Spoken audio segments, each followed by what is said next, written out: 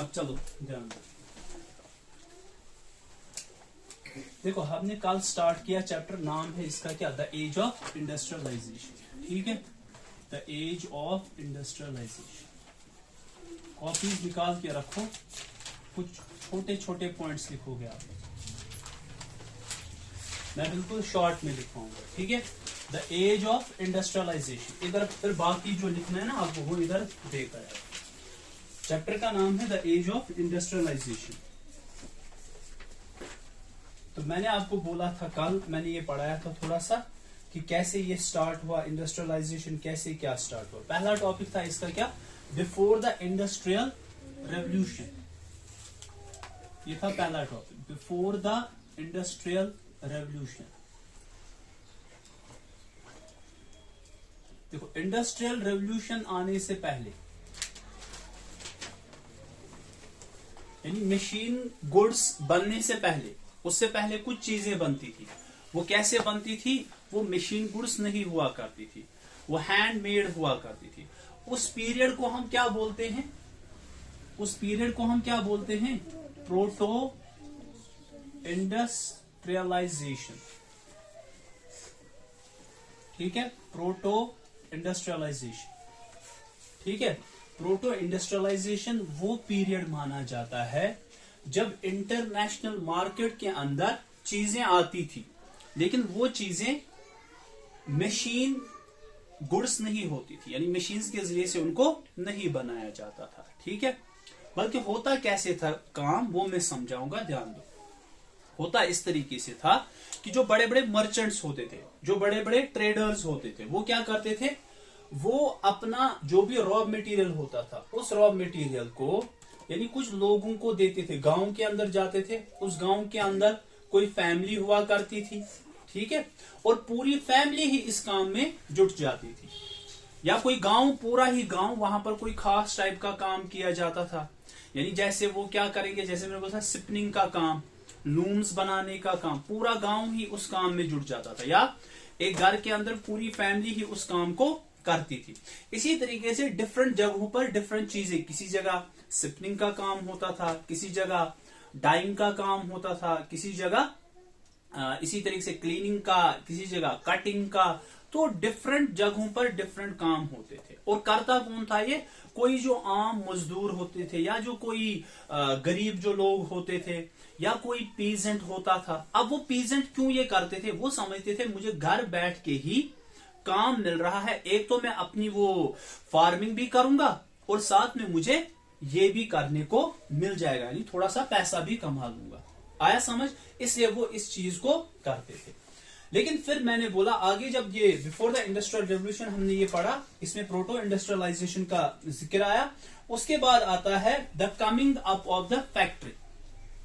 अच्छा, ये बातें हम कहां की पढ़ रहे हैं, ये सारा कुछ कहां का है, ये हो गया ब्रिटिश के अंदर, द कमिंग या यूरोप के अंदर अप ऑफ द फैक्ट्री। अब आती है क्या, फैक्ट्री। इसको हम लिखेंगे इंडस्ट्रियल प्रोडक्शन, यानी चीजें बनती थी बल्क में, नॉट मशीन बेस्ड या फैक्ट्री बेस्ड। उस पीरियड को बोलते हैं प्रोटो इंडस्ट्रियलाइजेशन। फिर आया the coming up of the factory. अब क्या बन गई, फैक्ट्रीज बन गई। ठीक है, अब आ गई फैक्ट्रीज। अब कहां पर आ गई फैक्ट्री, ये ब्रिटिश की बात हो रही है। ठीक है, कब आ गई, 1730s में, 1730s के अंदर यहां पर क्या आने लगी, फैक्ट्रीज आने लगी। ठीक है, और आहिस्ता आहिस्ता ये बहुत ज्यादा बढ़ने लगी। समझ आ रहा है। अब देखो, इसमें हमने देखा था डिफरेंट इन्वेंशंस होगी, डिफरेंट इन्वेंशंस। इसी पीरियड में क्या होगी, डिफरेंट इन्वेंशंस। उस इन्वेंशन में कुछ चीजें मैंने बोली, एक हो गया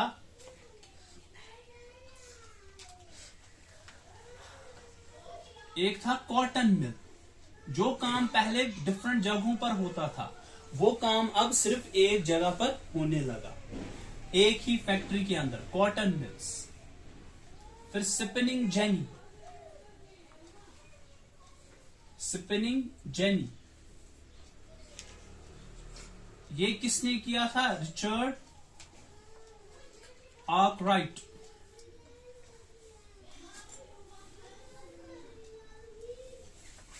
ये है कुछ जेम्स उसका नाम है, ये आपको करना नहीं है, बस आपको याद रखना है। Spinning jenny.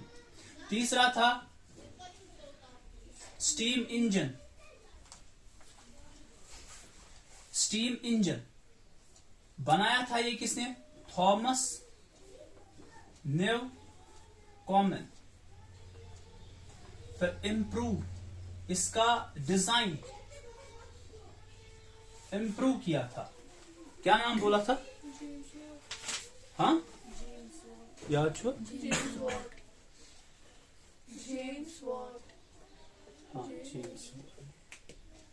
James Watt. ठीक है, तो ये ध्यान रखो। तो इसने इसको किया था क्या? इम्प्रूव किया था इसके डिजाइन को। फिर ये डिजाइन जो है इसको फिर इसके फ्रेंड ने मतलब मैन्युफैक्चर करना स्टार्ट किया। ये कुछ इन्वेंशंस थी जिसकी वजह से अब मशीन गुड्स बनने ज्यादा हो गए। ठीक है, ये आ रहा है समझ? अब उसके बाद हमने देखा था, मैं अभी शॉर्ट में ये बोल रहा हूं ये सारी चीजें। फिर उसके बाद हो गया the pace of industrial change. The pace of industrial change. अब ये जो चेंज आ रही थी, पहले क्योंकि हैंडमेड गुड्स हुआ करती थी, अब इंडस्ट्रियल गुड्स है। अब क्यों नहीं लिख रहे? लिखो जल्दी, कौन से लिखो? The pace of industrial change. The pace of industrial change, ध्यान दो, the pace of industrial change यानी मतलब यह है कि ये जो इंडस्ट्रियल चेंज आ रही थी ये कितना तेजी से आ रही थी। ठीक है, इसमें हमने देखा ये स्लो थी।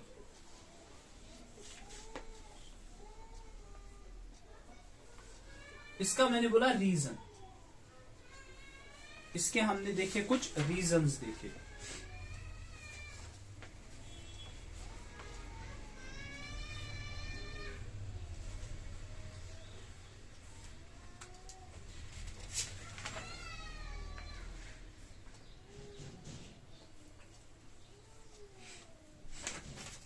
अच्छा, इसमें पहले हमने ये देखा था कि पेस ऑफ इंडस्ट्रियल चेंज में कि कौन से दो प्रोडक्ट्स की मैंने बात की थी। एक हो गया कॉटन, दूसरा हो गया मेटल्स। ठीक है, मेटल्स में आयरन और स्टील। ठीक है, आयरन और स्टील यानी इंडस्ट्री, आयरन और स्टील की इंडस्ट्री। तो आयरन आएगा उसमें मेटल और हुगोस एलॉय पर। अब उसके बाद देखो जो दूसरा हमने देखा था इसमें एक पॉइंट वो हो गया कि यहां पर आहिस्ता आहिस्ता अब इंडस्ट्रीज लगने लग रही थी और उसकी वजह से अब वो जो हैंडमेड गुड्स थे वो थोड़े से कम होने लगे, लेकिन उतना भी ज्यादा नहीं। फिर उसमें है कि जो तीसरा वाला था, यानी तीसरा पॉइंट हमने ये देखा इसके अंदर कि यहां पर जो इंडस्ट्रियल चेंज थी वो क्या थी? वो बहुत स्लो हो रही थी। उसके पीछे जो रीजंस थे वो हमने ये देखे कि इसमें क्या रिक्वायर थी? लार्ज इन्वेस्टमेंट, यानी जो मशीन्स आती थी उन मशीन्स को, यानी इसको हम लिखेंगे कॉस्टली, मशीन्स का कॉस्ट, हाई रिपेयरिंग कॉस्ट। कभी जब ये खराब होती थी तो इनको रिपेयर करना क्या होता था? बहुत ज्यादा मुश्किल होता था। ठीक है, तस लगा वारिया पोंस। Not as effective as claimed, उतना इफेक्टिव ये नहीं हुआ करते थे जितना ये क्लेम किया जाता था। जितना इसका मैन्युफैक्चरर या इन्वेंटर क्लेम करता था कि जो होता असल यूता असल, उतना ये नहीं होते थे। समझ आ रहा है?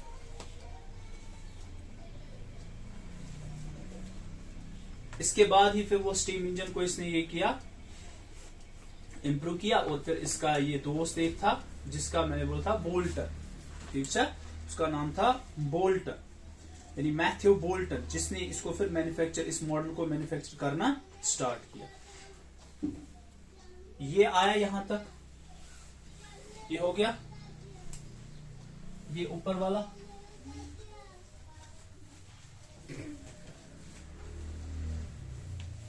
टॉपिक्स को मिला वापस में। फिर आया इसके बाद hand labour and steam power. Hand labour and steam power, मैं स्टार्टिंग से ये बोल रहा हूं लेकिन थोड़ा शॉर्ट में। Hand labour and steam power, इसमें मैंने बोला कि अभी भी ये जो चेंज है वो इतना तेजी से नहीं आ रही थी। उसके पीछे रीजन क्या था कि जो हैंड लेबर था वो बहुत ज्यादा अवेलेबल था। अबंडेंट हैंड लेबर अवेलेबल,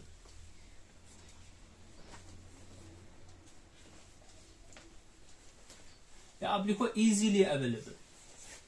ठीक है, तो ये एक रीजन था। ये मैंने कहां पर बोला था, विक्टोरियन ब्रिटेन के अंदर जो लेबर था वो इजीली अवेलेबल था।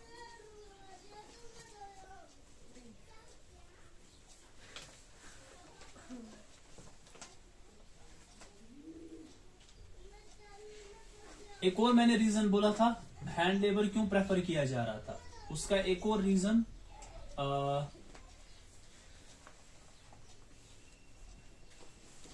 यहां पर क्या होता था, सीजनल फैक्ट्रीज होती थी। सीजनल फैक्ट्रीज या सीजनल वर्क, बहुत सारी ऐसी फैक्ट्रीज थी जहां पर काम क्या होता था, सीजनल। ठीक है, सीजनल मींस उनको किसी खास सीजन में ही लेबर की जरूरत पड़ती थी, इसीलिए वो फैक्ट्रीज नहीं, मतलब इसीलिए वो मशीन्स का यूज नहीं करते थे, क्योंकि मशीन अगर एक बार खरीदी वो पूरे साल ही रखनी है। उसके बदले में वो क्या करते थे, यानी मजदूरों को ही लाते थे ताकि वो उसी सीजन में उनको काम करके दे और उसके बाद उनको कोई मतलब मजदूरी उनको नहीं देनी पड़ेगी। ठीक है, अच्छा तीसरा, ये जो हाथ का जो काम होता था जैसे क्राफ्ट्स एक्स्ट्रा होते हैं वो माना जाता था, वो क्वालिटी वाइज, जैसे मैंने बोला था जैसे हमारा यहाँ पर शॉल होता है जो हाथ का बना हुआ होता है वो माना जाता है, जो मशीन का बना होता है वो उतना नहीं होता है। तो इसको हम लिखेंगे कि handmade goods, handmade goods were handmade goods had become symbol of quality and refinement। ये माना जाता था जो हाथ से बनी हुई चीजें हैं वो ज्यादा अच्छी क्वालिटी की है, ना कि मशीन बेस्ड। ठीक है, स्टीम पावर है यहां पर, यानी स्टीम इंजन के जरिए से जो मशीन चलती थी उनके मुकाबले में जो चीजें हाथ से बनाई जाती थी वो मानी जाती थी क्वालिटी वाइज अच्छी। दूसरा, क्यों हैंड लेबर को ही प्रेफर किया जाता था, क्योंकि बहुत सारी फैक्ट्रीज में काम कैसे होता था, सीजनल काम होता था। इसीलिए वो बोलते थे अगर हम एक ही बार लाएंगे ना मशीन तो हमें वो उम्र भर के लिए रखनी पड़ेगी, तो उतना वो बहुत महंगी आती थी। इन्होंने बोला क्योंकि हमें साल में 2-3 महीने के लिए मजदूर चाहिए तो उसी टाइम पर। तीसरा, जो हमारे पास हैंड लेबर यानी लेबर जो था, ह्यूमन लेबर, ह्यूमन लेबर आप लिखो, वो क्या था, इजीली अवेलेबल था, बहुत सारे लोग काम करना चाहते थे। ठीक है, यह आया यहां तक समझ। फिर हो गया इसके बाद life of the workers, life of the workers.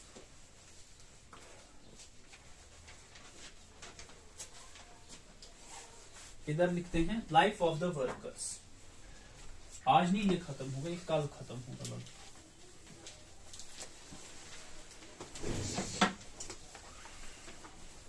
Life of the workers, देखो लाइफ ऑफ द वर्कर्स, देखो क्योंकि लेबर बहुत ज्यादा अवेलेबल था इसीलिए इनकी लाइव्स भी इससे अफेक्ट हुई। समझो बात को, देखो रीजन ढूंढो। जब बहुत सारे मजदूर अवेलेबल होंगे तो कोई भी छोटी सी मतलब रकम के ऊपर भी काम करने को तैयार हो जाएगा। इस वजह से इनको एक्सप्लॉइट किया जाता था bye industrialists.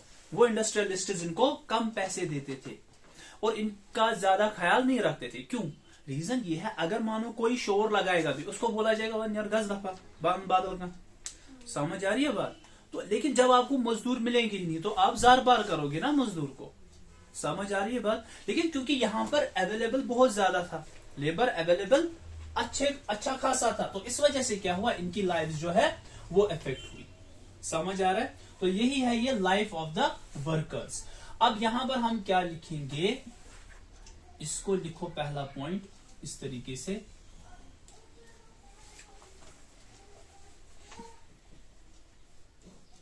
easily available affected their lives. Easy availability लिखो, easy availability affected their lives, ऐसे easy availability affected workers lives. ठीक है,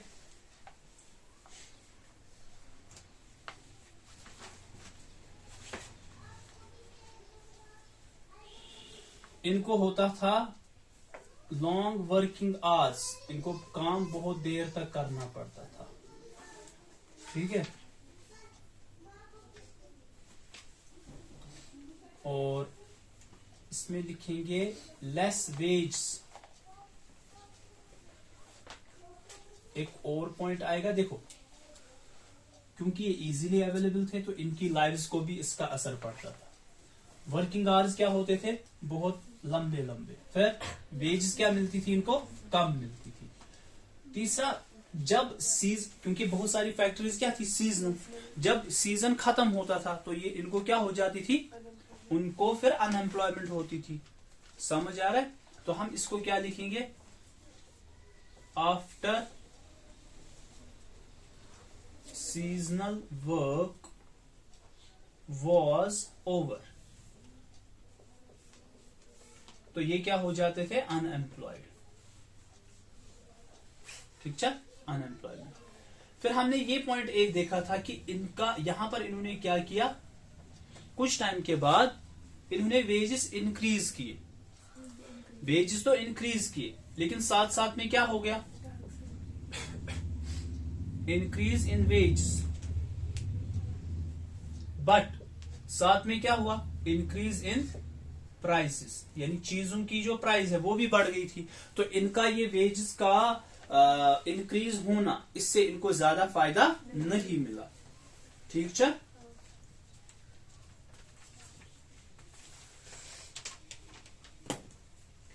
और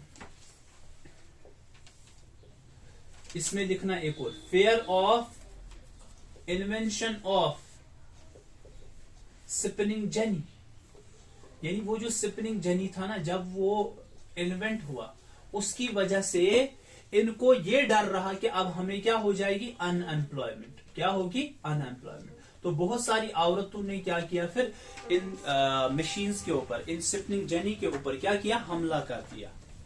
समझ आया? तो इस वजह से, इस फेयर की वजह से इन्होंने क्या किया, अटैक किया। बोलो आया समझ? शॉर्ट में मैंने बिल्कुल ये कर दिया, इतना अगर आपको याद रहेगा ये फिर इजी होगा लर्न करना। ठीक है, तो ये समझो, लाइफ ऑफ द वर्कर्स, क्योंकि इजीली अवेलेबल थे। ठीक है, दूसरा, लॉन्ग वर्किंग आवर्स थे, लेस वेज मिल रही थी, सीजनल वर्क जब खत्म होता था तो ये फिर मतलब दरबदर हो जाते थे। दरबदर छुआ समझ, सोन कशुर दरबदर क्या, दरबदर, यानी पश्चिम और योर बिचे, क्या करो।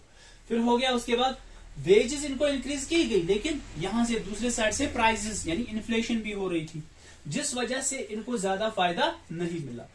और एक इनको ये डर था कि ये जो स्पिनिंग जेनी है, इसकी वजह से इनका काम अब, यानी खास तौर पर औरतों का काम, क्योंकि वो स्पिनिंग में ज्यादातर माहिर थी, तो उन्होंने फिर इनको लगा कि इस वजह से, इस टेक्नोलॉजी की वजह से हमारा काम मुतासिर हो रहा है।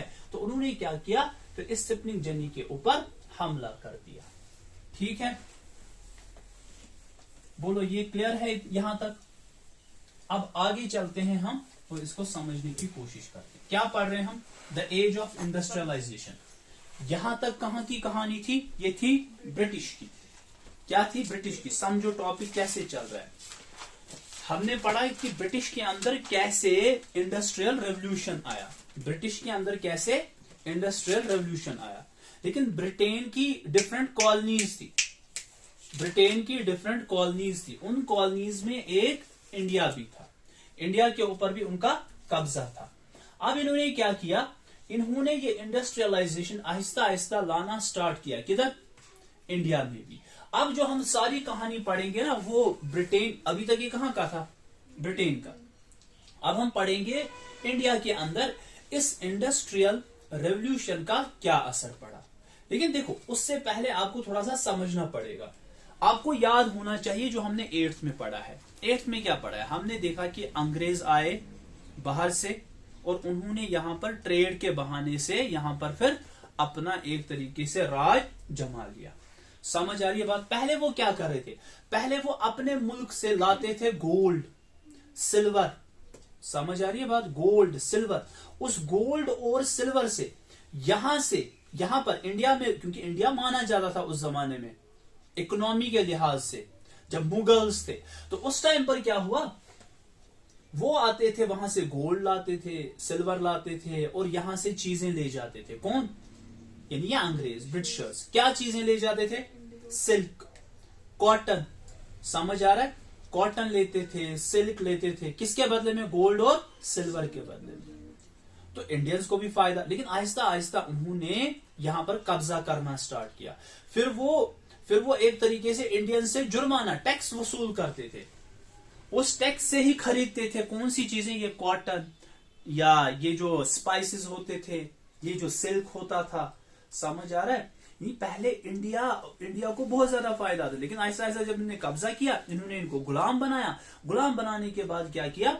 उनसे ही, यानी जो चीजें इंडिया की थी वही चीजें वो उन्हीं से टैक्स लेके, उन्हीं के पैसों से खरीद कर अपने मुल्क बेचते थे। कुछ आया समझ?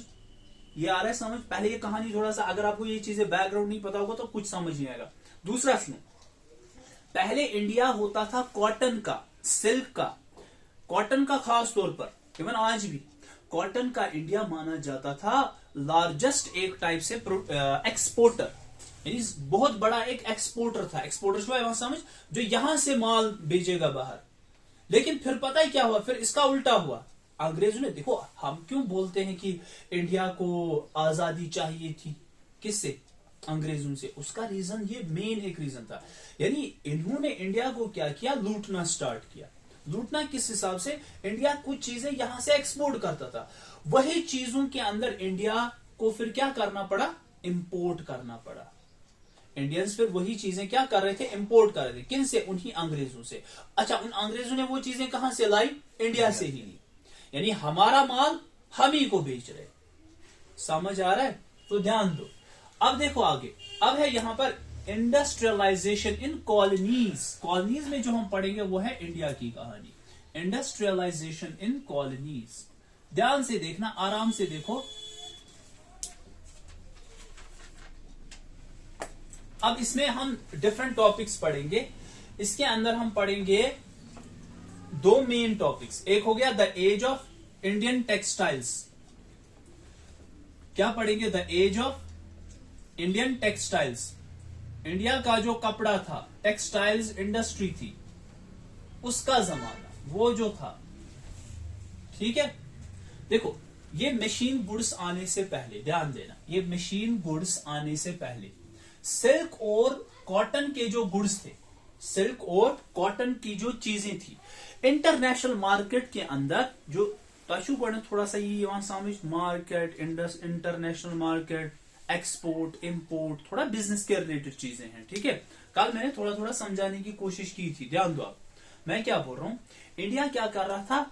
कॉटन और टेक्सटाइल का ये बहुत बड़ा एक, यानी कॉटन, टेक्सटाइल, सिल्क का, स्पाइसेस का, इसी तरीके से डाइज का, जैसे इंडिगो आपने पढ़ा है, ब्लू रेबिलियन अगर याद होगा, तो इन सारी चीजों का इंडिया माना जाता था एक बड़ा एक एक्सपोर्टर, यानी बाहर ये चीजें बेचता था। किसमें? इंटरनेशनल मार्केट में डिफरेंट मुल्कों को ये चीजें जाती थी, जैसे अरब्स थे, यूरोपियंस थे, तो इस तरीके से यहां से ये चीजें जाती थी। ठीक है?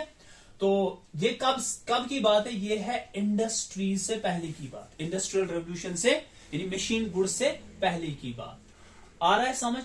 अब उसमें कुछ यहाँ के इंडिया के कुछ लोग थे, यानी उनको हम बोल सकते हैं मर्चेंट्स, ट्रेडर्स, बैंकर्स, जिनके पास पैसा था। उन्होंने क्या किया? इस ट्रेड के अंदर ये इंटरनेशनल ट्रेड था या इंटरनेशनल मार्केट एक था, इसके अंदर अपना पैसा लगाया और ट्रेड करना स्टार्ट किया।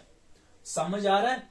इतना क्लियर है? यानी एक नेटवर्क एक बना हुआ था। क्या बना हुआ था? नेटवर्क, एक्सपोर्ट ट्रेड का नेटवर्क बना हुआ था।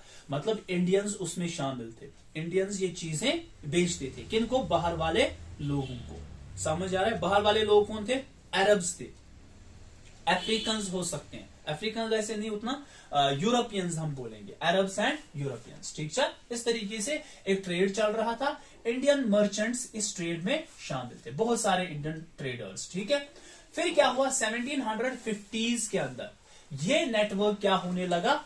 कम होने लगा, टूटने लगा, बिखरने लगा।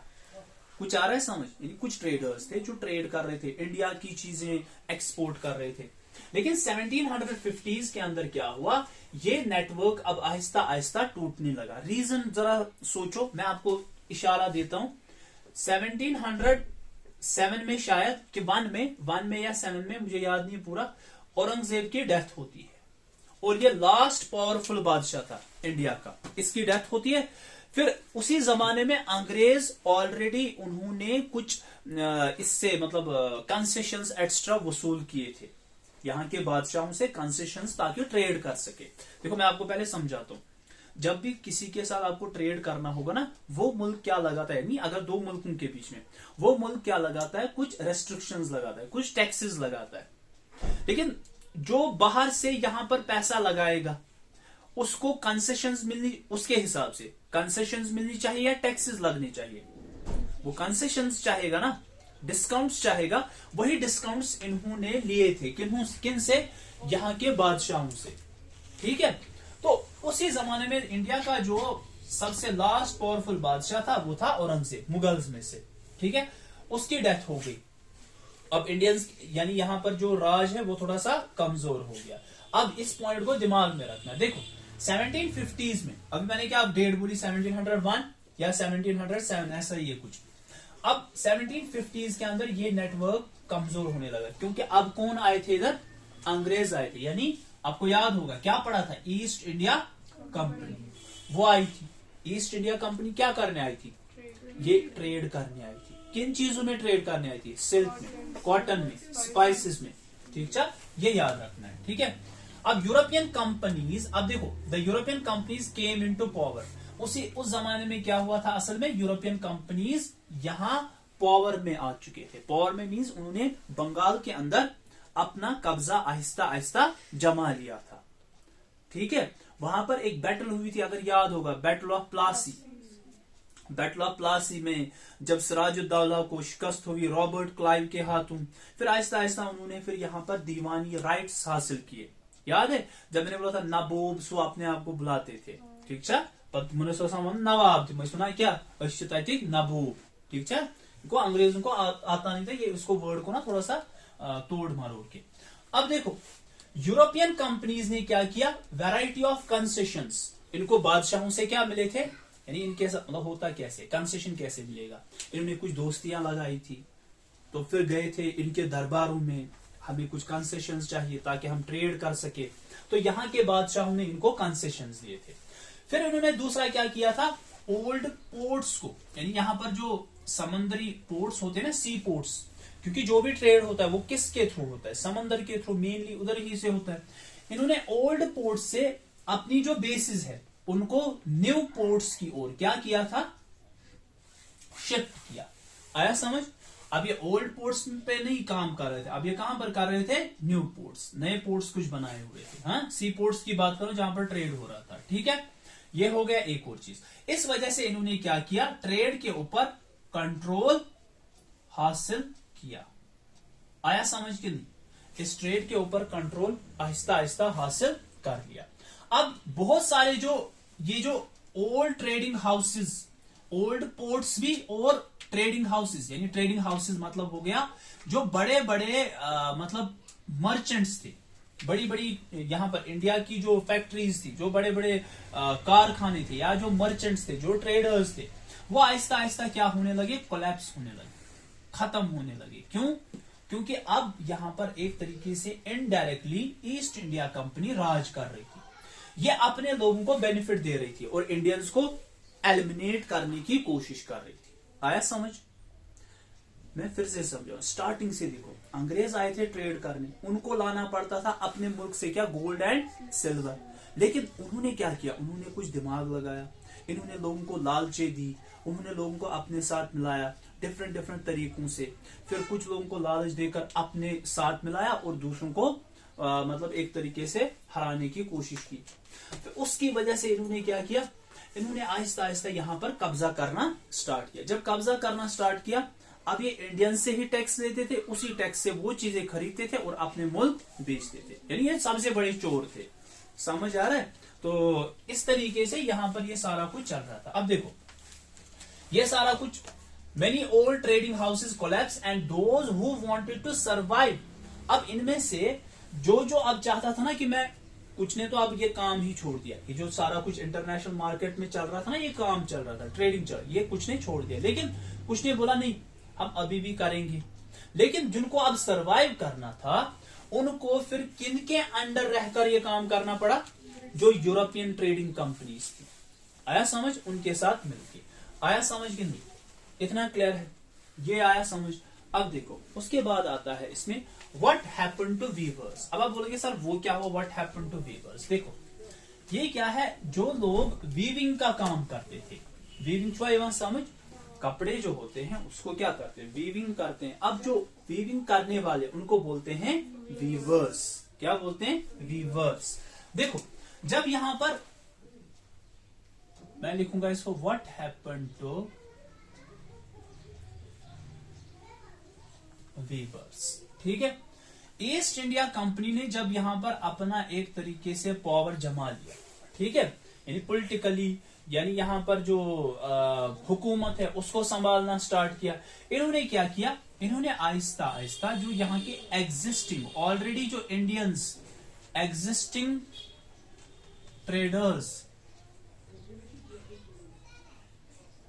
उनको इन्होंने एलिमिनेट यानी दफा करना स्टार्ट किया, अलग निकालना, ठीक है, खास तौर पर इंडियंस को, क्योंकि ये क्या चाहते थे, सारे के ऊपर खुद का कब्जा जमा लेना।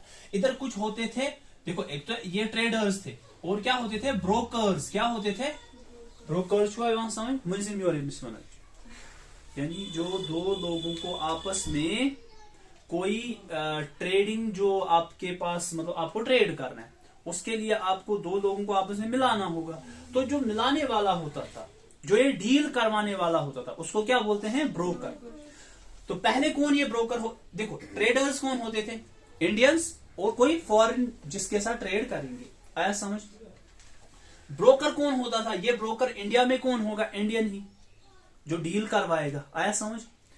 अब देखो, इन्होंने क्या किया, ईस्ट इंडिया कंपनी जब यहां पर पावर में आई, इन्होंने इन ट्रेडर्स को हटाना स्टार्ट किया, इसकी जगह अपने लोगों को भर्ती करना स्टार्ट किया। आया समझ? दूसरा, ये जो ब्रोकर्स, ये भी इंडियंस थे ना, इनको भी यहां से दफा करना स्टार्ट किया, इनके बदले में भी क्या लाया, अपने लोगों को। आ रहा है समझ? ध्यान दो, तो अपने लोगों को स्टार्ट किया। देखो, अब उन लोगों को क्या बोलते हैं, उन लोगों को क्या बोलते हैं, ध्यान देना। आपको ये बात पहले समझ आ रही है, जो यहां पर एग्जिस्टिंग ट्रेडर्स थे और ब्रोकर्स थे, ये किनके साथ डील करते थे, ये करते थे डील वीवर्स के साथ। क्या मतलब, समझो बात को, यानी कोई कपड़ा है, उसको वीविंग करनी है, ट्रेडर को चाहिए वो कपड़ा, लेकिन उसको वीविंग करनी है ना, ये किनके पास जाएगा, वीवर के पास, ठीक है। ये वीवर्स कौन होते थे, ये कोई गांव के अंदर कुछ फैमिलीज हुआ करती थी, जो फैमिली से काम करती थी, लेकिन इनके साथ डील कौन करवाता था इनको, ब्रोकर। ये ब्रोकर कौन होता था, ये भी इंडियन होता था, ठीक है। इस तरीके से काम चलता था। लेकिन इनको इनका जब पावर आया ईस्ट इंडिया कंपनी का, इन्होंने इनको हटाना स्टार्ट किया, इन ब्रोकर्स को भी हटाना स्टार्ट किया। अब इनके साथ ये डायरेक्टली एक तरीके से डील करना चाहते थे। कुछ आया समझ? अब ये खुद से ही इनके साथ क्या करेंगे, डील करेंगे। उत्तम क्या उसका ये जो था ट्रेडर, ये कपड़ा इसको देता था, लेकिन इसके जरिए से, ब्रोकर के जरिए से। फिर ये कपड़ा किनको देता था, कंपनी को देता था। कंपनी किधर बेचती थी, अपने मुल्क बेचती थी। लेकिन अब अगर ये कंपनी इन दोनों को हटाएगी, डायरेक्टली इनके साथ डील करेगी, इनको फायदा आएगा ना। कुछ आया समझ की नहीं, इनको फायदा आएगा ना, उसके लिए इन्होंने क्या किया, ध्यान देना। उसके लिए इन्होंने एक स्पेशल, एक खास टाइप का एक बंदा लाया, उसको बोलते हैं गोमास्तास। क्या बोलते हैं? अब ईस्ट इंडिया कंपनी और यहां पर कौन था? वीवर। वीवर और ईस्ट इंडिया कंपनी के बीच में कौन था? उनको क्या बोलते हैं? गोमास्तास। गोमास्तास इनको नाम दिया गया। ये कुछ बंदे होते थे, ये ब्रोकर्स थे। क्या थे? ब्रोकर्स। लेकिन इनको और भी कुछ चीजें इन्होंने दी, यानी कुछ और भी पावर्स थे। ध्यान दो, आपको आ रहा है ये समझ या नहीं? जरा सीधे बैठो। तो समझ आप लोगों को यहां से कल पे ध्यान दो थोड़ा सा, क्योंकि आप लोगों के लिए ये, क्योंकि बिजनेस के रिलेटेड ज्यादातर है, इसे समझने की कोशिश करो। मैं ट्राई कर रहा हूं इसको आपको उसी हिसाब से समझाऊं। देखो, अब ये जो ईस्ट इंडिया कंपनी है, ये अब वीवर्स के साथ डील करेगी। जो इंडियन ट्रेडर्स है वो तो खत्म हो गए, इंडियन ब्रोकर्स है वो भी खत्म हो गए। उसके बाद इन्होंने किनको लाया? गोमास्तास को। किनको लाया? गोमास्तास। ठीक है। अब गोमास्तास कौन थे? ध्यान दो। It appointed a paid servant. ये कौन होता था? एक पेड सर्वेंट, जिसको ये पैसे देते थे, ये इनके बदले में काम करता था। अब इस गोमास्ता का काम क्या होता था? इस गोमास्तास का काम क्या होता था? पहला, ये क्या करता था? एक तो ये सुपरवाइज करता था वीविंग को। सुपरवाइज हुआ वहां समझ, यानी ये देखता था काम हुआ नहीं हुआ। ठीक है। दूसरा, ये क्या करता था? कलेक्शन करता था। जब कपड़ा तैयार हुआ ना, फिर इसको ये कलेक्ट करता था।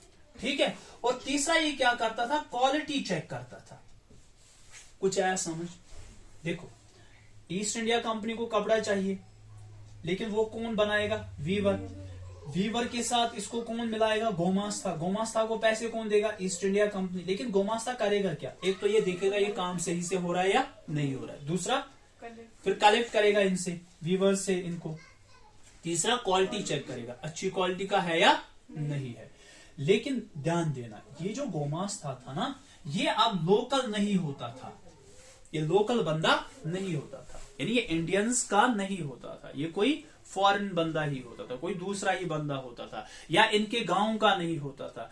कशिर पर बस, यानी ये इनका एक तरीके से आदमी होता था, यानी ये इनके कंट्रोल में होता था, ईस्ट इंडिया कंपनी के कंट्रोल में। ध्यान देना, पॉइंट टू पॉइंट समझो।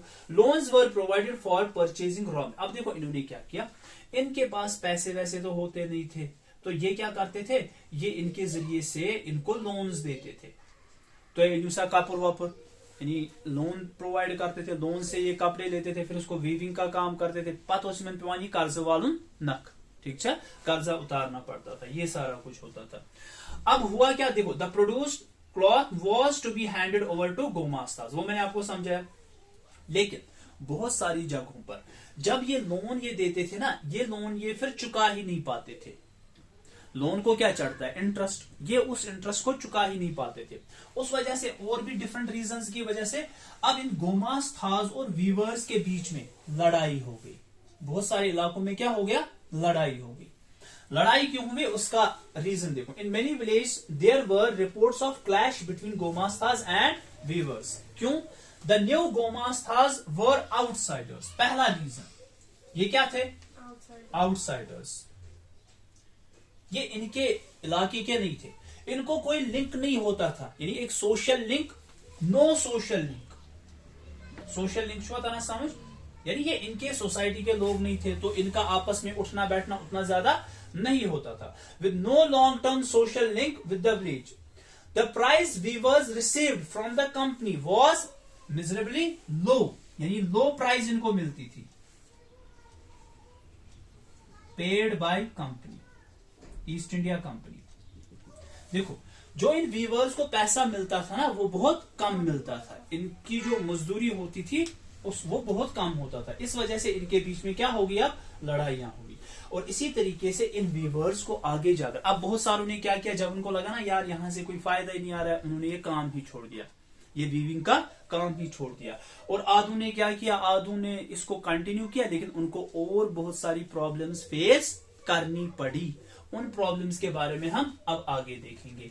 अब देखो, ये आया समझ में, इतना ये क्लियर है। The age of Indian textiles. दूसरा हो गया what happened to weavers. Weavers में बीच में कौन बंदा आया? ये गोमास्तास वाला क्वेश्चन आता है अक्सर, इससे ध्यान दो, ये आ रहा है समझ कि नहीं? तो एक बार ये करो 2 मिनट वेट, अगर थकिव पत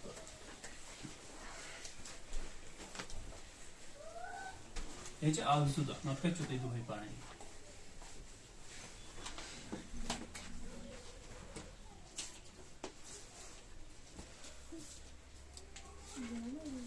गूगल से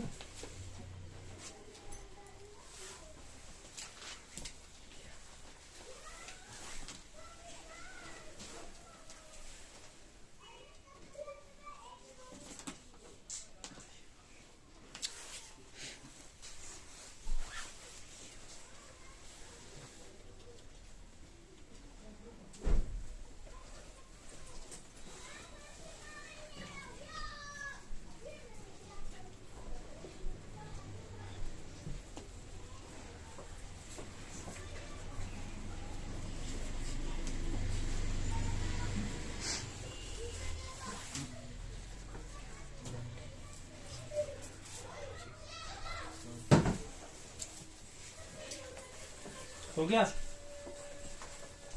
बराबर? अभी बहुत बड़ा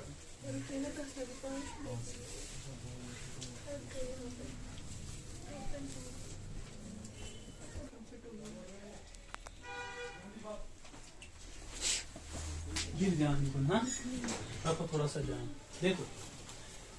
इसके बाद आता है Manchester comes to India. Manchester एक industrial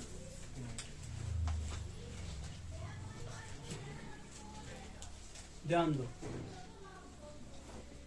Manchester comes to India. पहले ये समझो मैनचेस्टर है कि ये क्या था, ये वहां पर एक इंडस्ट्रियल एरिया था। क्या था? इंडस्ट्रियल एरिया, जहां पर क्योंकि अब सबसे पहले इंडस्ट्रियल रेवोल्यूशन कहां आया?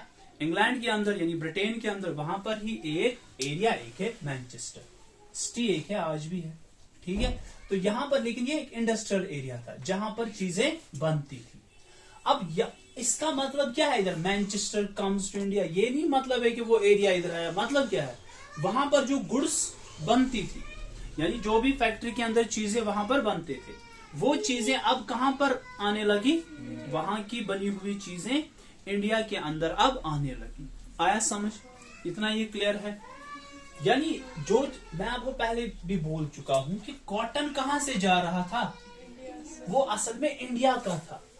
इंडिया का कॉटन, इंडिया का जो रॉ मटेरियल था उसको ये यूज करते थे। उसी से इन्होंने, पहले क्या होता था, पहले इंडियंस ही ये कपड़े वपड़े भी बना के देते थे। ये जाता था इंग्लैंड, इंग्लैंड वाले वो लगाते थे। लेकिन इन्हें क्या बनाया, अब इंडिया को ही अपना अब मार्केट बनाया।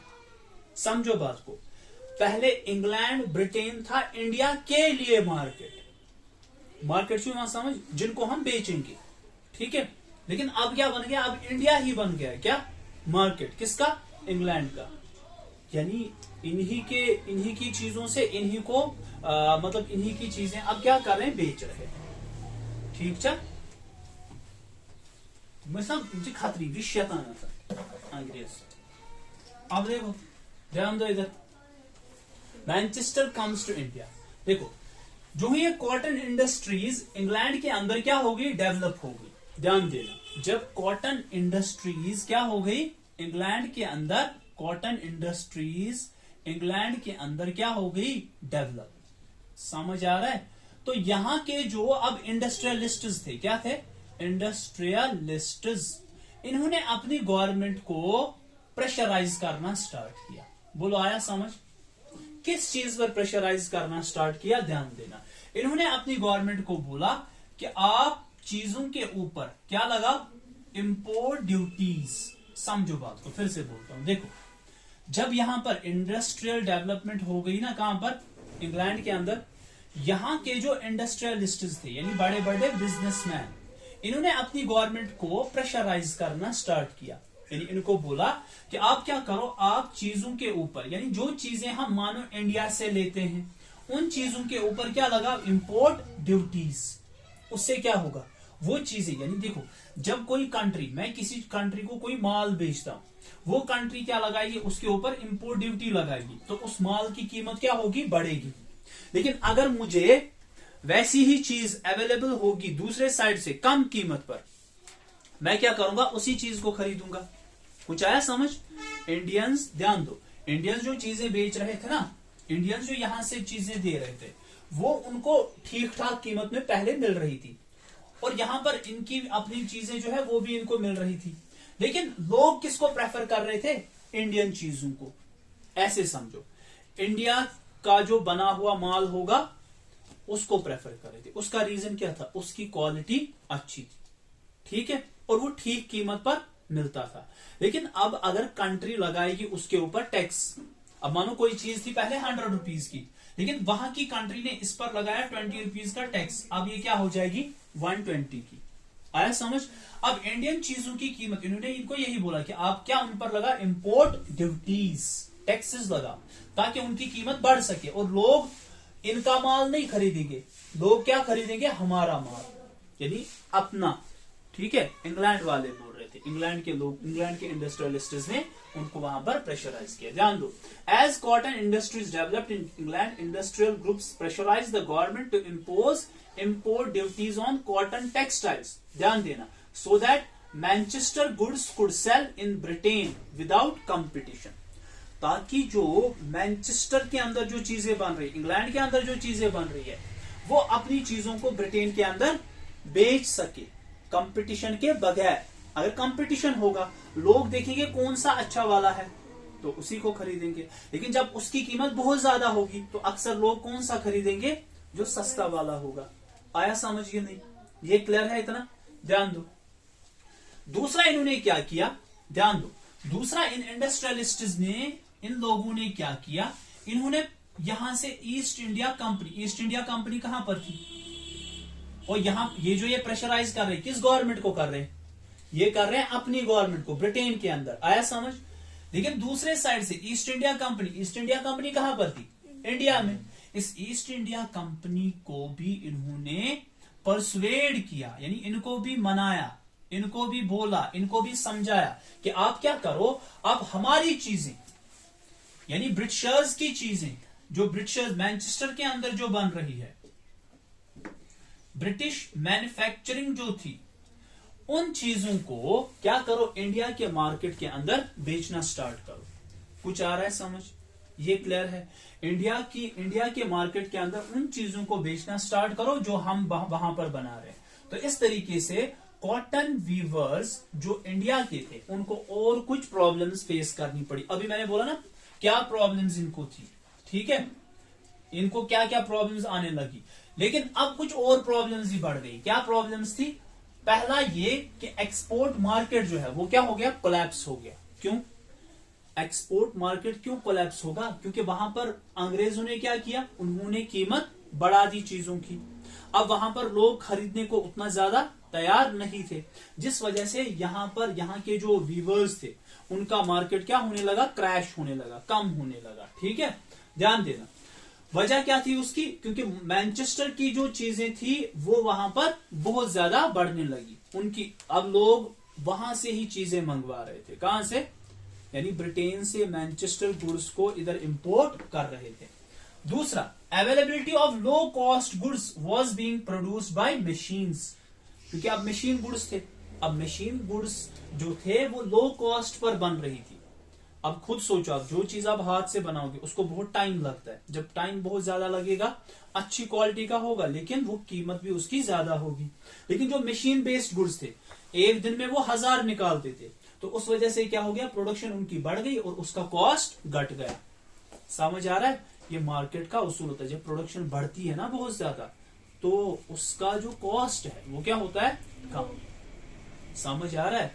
तो इसको डिमांड एंड सप्लाई किस तरीके से क्या होती है, ये आया समझ। अब उसके बाद आ जाओ फैक्ट्रीज कम। अब इंडिया में भी देखो, अभी तक इंडिया में कैसे काम हो रहा है। अभी तक हमने किसी जगह देखा कि इंडिया में कोई इंडस्ट्री एक्स्ट्रा लग गई? अभी तक हमने वो चीजें नहीं देखी। यानी इंडिया में अभी भी क्या हो रहा है? काम हाथों से हो रहा है। लेकिन वीवर्स क्या हो गए? अब कम होने लगे। वीवर्स को अब यानी उनको बहुत सारी प्रॉब्लम्स फेस करनी पड़ रही। ध्यान दो, जरा 2 मिनट ध्यान दो। तो पूर्व पढ़ना तुझे होशियार की ध्यान दो। पहला वीवर्स को गोमास्ताज यहाँ पर इन्होंने लाए, वो आउटसाइडर्स थे, उनको इंडियंस के साथ कोई भी लिंक नहीं थी। ये एक प्रॉब्लम। दूसरी प्रॉब्लम, इनको क्या मिलती थी?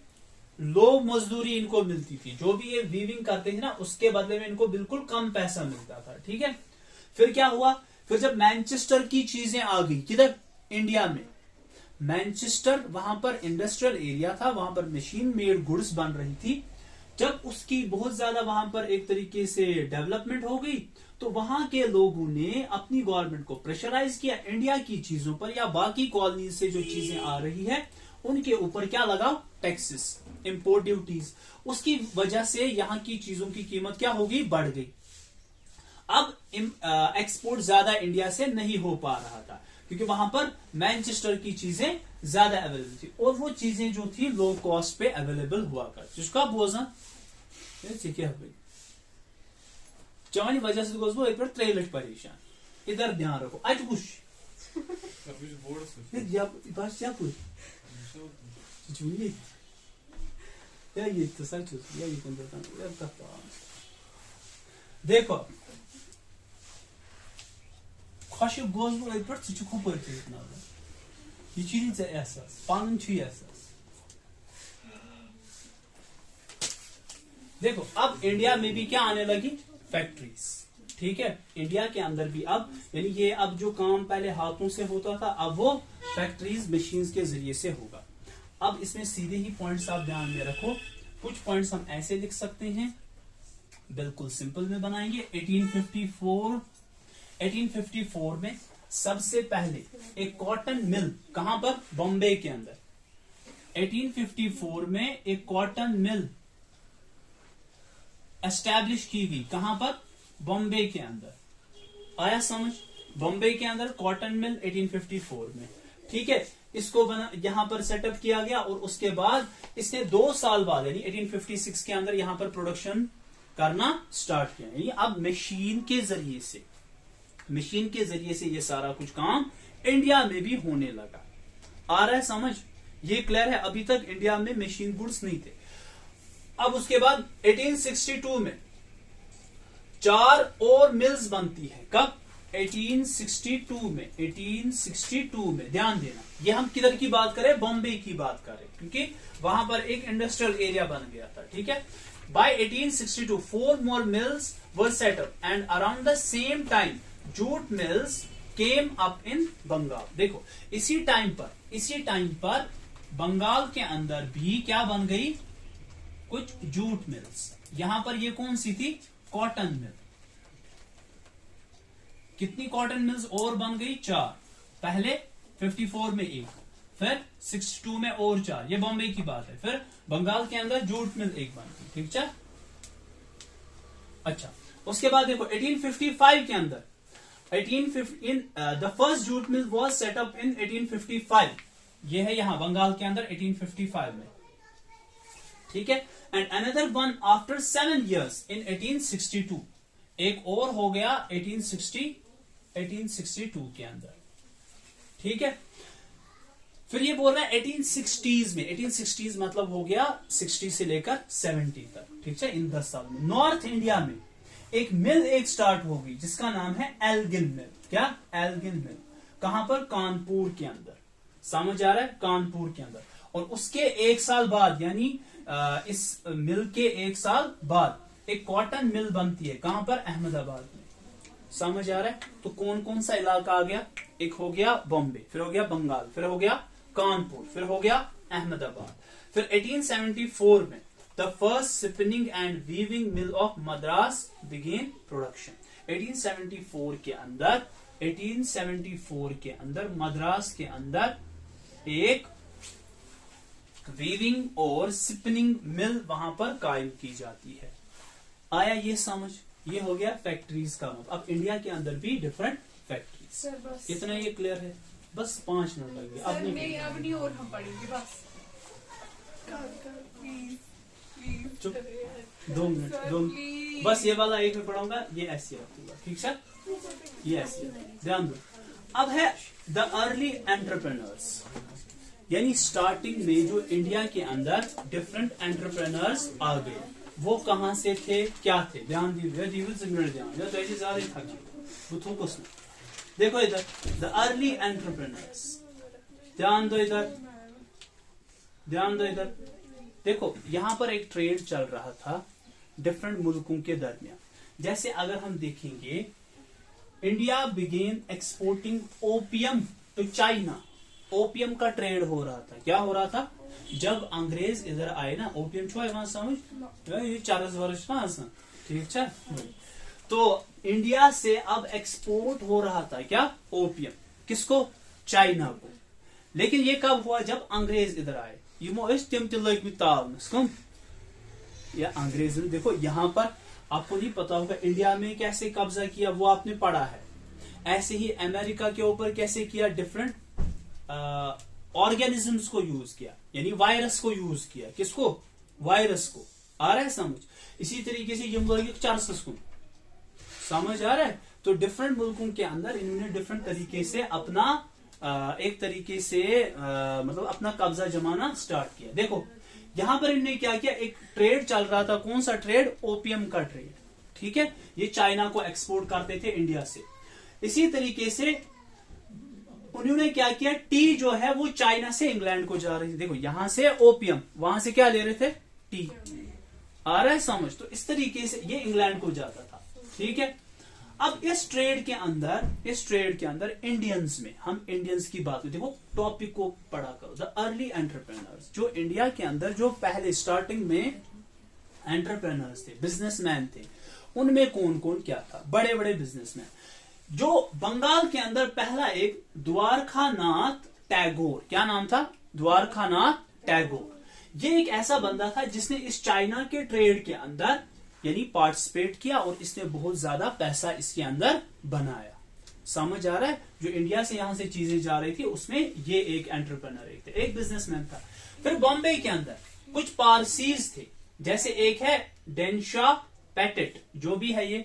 फिर है जमशेद जी नुसरवन जी टाटा, यानी जिसको मैं कल बोल रहा था टाटा, ठीक है। तो ये हो गया जमशेद जी टाटा, इसको शॉर्ट में हम बोलते हैं। तो इसने भी यहां पर एक इंडस्ट्रीज यानी टिस्को जो मैंने बोला था उसको कायम किया। ये एक और था एंटरप्रेन्योर। तीसरा हो गया सेठ हुकुमचंद। क्या नाम है? सेठ हुकुमचंद। ये भी एक बिजनेसमैन एक था। तो इसने पहली जूट मिल इंडिया के अंदर कलकत्ता के अंदर 1917 में कायम की। आ रहा है समझ?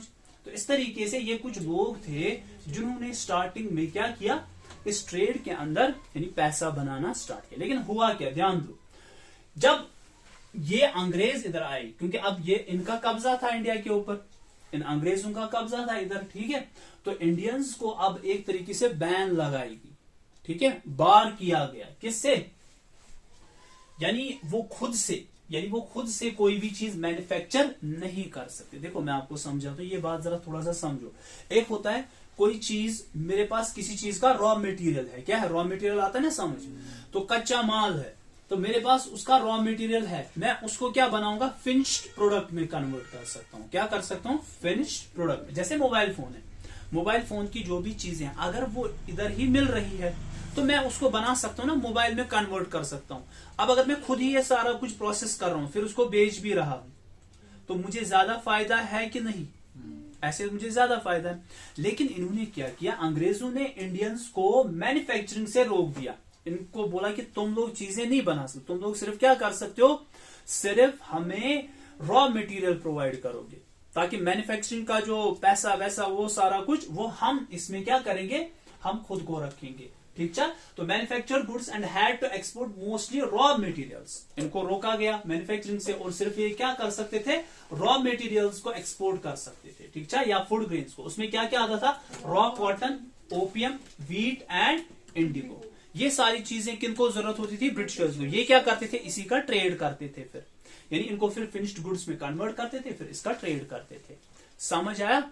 यानी पहले पहले ये कुछ लोग थे जिन्होंने किया इस काम में, लेकिन फिर इंडियंस को मैन्युफैक्चरिंग से रोका गया। ये क्लियर है? ये आया समझ? अब 2 मिनट इसके साथ दे दो सर। नहीं, ये हो गया बस सर। नहीं, अब नहीं होगा। देखो अब है where did the workers come from. 2 minute चुप करके। इस ट्रेड के अंदर देखो यहाँ पर जो ये फैक्ट्रीज थी ना, ये फैक्ट्रीज थी ना, ये ना पत समझ अलग पड़े, इसलिए मैं बोल रहा हूँ ये यहाँ पर ही समझो। देखो ये जो फैक्ट्रीज थी, इन फैक्ट्रीज में कुछ लोग काम करने वाले भी होंगे, है ना, कुछ लोग काम करने वाले होंगे। वो काम करने वाले वर्कर्स कहाँ से आते थे? ठीक है, देखो जब इंडिया के अंदर फैक्ट्रीज बढ़ना स्टार्ट होगी, ठीक है, तो उस टाइम पर क्या हो गया, यहाँ पर वर्कर्स की जो मांग थी, हाँ, इनकी जो डिमांड थी वो इंक्रीज हो गई। समझ आ रहा है? अब जो भी इलाका था, मानो ये है बॉम्बे, तो इसके आसपास जो इलाके हैं ना, उन्हीं से इसको वर्कर्स, यानी इन फैक्ट्रीज में उन्हीं से क्या आ रहे थे, वर्कर्स आ रहे थे। ठीक है, in most industrial regions workers came from neighbouring districts. जैसे 50% वर्कर्स बॉम्बे की जो कॉटन इंडस्ट्रीज थी वो कहां से आ रही थी, नेबरिंग डिस्ट्रिक्ट। वहां पर एक थी रत्नागिरी, रत्नागिरी बुझमुझवा ना, बॉम्बे का वहां पर एक नेबरिंग डिस्ट्रिक्ट है, उसी के आसपास, उसका नाम था क्या, रत्नागिरी। जो 50% वर्कर्स थे ना वो इसी डिस्ट्रिक्ट से आ रहे थे। ठीक है, वो यहां से ही काम करने इन कॉटन इंडस्ट्रीज के अंदर आ रहे थे। इसी तरीके से कानपुर के अंदर mills of Kanpur got most of their workers from the village with in the district of Kanpur. Kanpur में जो मतलब कुछ हमारे पास मिल्स थी, उन मिल्स के अंदर जो वर्कर्स आ रहे थे वो भी उसी इलाके से ही आ रहे थे। अच्छा, इसके लिए क्या रखा गया था, इसके लिए एक बंदा होता था, तुमसे सुना जॉबर, क्या सुना, जॉबर, यानी जो लोगों को क्या देता था, जॉब देता था। ठीक है, और वो क्या करता था, वो अपने ही विलेज से, ध्यान दो, वो अपने ही मानो कोई बंदा है, वो अपने लोगों को बोलता है बुझस फलाइन मतलब मिल के अंदर मैं काम करता हूं, तो तुम लोगों को अगर काम चाहिए तो आ जाओ मेरे साथ। वो इनको एक तरीके से अपने ही विलेज से कुछ लोगों को जॉब के लिए उनको बोलता था, तुम लोगों को जॉब भी मिलेगा, वहां पर तुम लोग सेटल भी हो जाओगे, ठीक है, थोड़ा पैसा वैसा भी कमाओगे। तो इस तरीके से इन्होंने एक बंदे को रखा हुआ था। ये जो इंडस्ट्रियलिस्ट थे ना, इन इंडस्ट्रियलिस्ट ने एक बंदे को रखा था, उसको बोलते थे जॉबर। जॉबर क्या करता था, अपने ही लोगों को, अपने ही विलेज के लोगों को वहां पर जॉब दिलवाता था। ठीक है, लेकिन देखो हालांकि यहां पर वर्कर्स की डिमांड क्या हो गई, बढ़ गई, क्योंकि फैक्ट्रीज लग रही है, उन फैक्ट्रीज में वर्कर्स चाहिए, वर्कर्स की मांग तो बढ़ गई, लेकिन बहुत सारे लोग अभी भी ऐसे थे जिनको जॉब्स नहीं मिल रही थी। रीजन क्या था, रीजन ये था जितनी ज्यादा यहां पर फैक्ट्रीज थे उससे बहुत ज्यादा लोग काम की तलाश में थे। आ रहा है समझ, यानी बहुत सारे लोग ऐसे थे जो अभी भी क्या थे, अनएम्प्लॉयड थे। ये आया समझ, ये क्लियर है अब सारा? ध्यान दो, the age of Indian textile, what happened to weavers, Manchester comes to India, फिर हो गया फैक्ट्रीज कम अप, फिर हो गया early entrepreneurs and where did the workers. हम निकले अब नहीं, मैथ्स तो है जो आई के वजह